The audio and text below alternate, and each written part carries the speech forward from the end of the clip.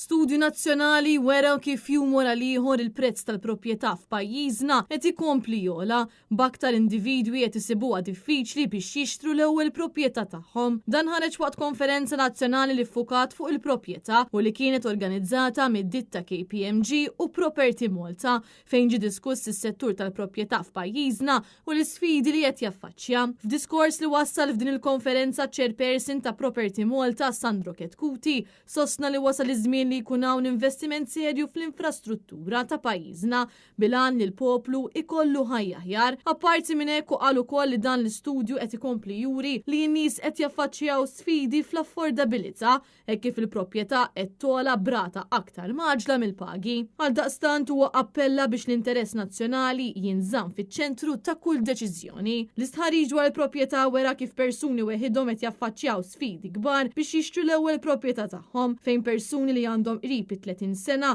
jeffordjaw 3.1% tal-proprjetà lesta li jawn fis-suq. Imbagħad dawk il-persuni li għandhom fuq 30 sena u jaqilgħu madwar 40,000 euro fis-sena jeffordjaw 41.8% tal-proprjetà. Koppji li bejniethom idaħlu madwar 51,000 euro fis-sena qabel it-taxxa jeffordjaw madwar 78.7% tal-proprjetà. L-istħarriġ wera wkoll kif l-ewwel nofs ta' din is-sena l-appartamenti u l-penthouses komplew jiddominaw is-suq b'71.3% u 15.1% tat-transazzjonijiet. Dan apparti li l-permessi tal-appartamenti żdiedu b'9% u għalhekk kollox qed jindika li sal-aħħar ta' din is-sena il-permessi se jiżdiedu b'2% oħra. L-istudju wera li l-prezz medju ta' appartament sar ilaħħaq l-414,000 euro.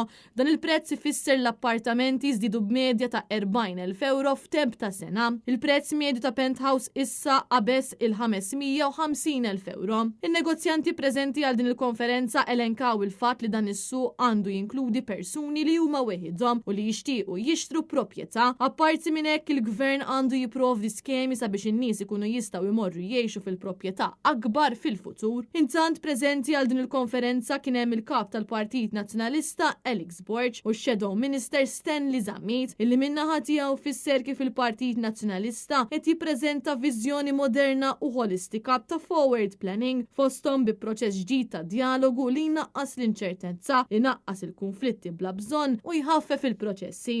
Fl-istess waqt il-Partit Nazzjonalista lest jindirizza b'mod serju il-kriżi tal-affordabilità.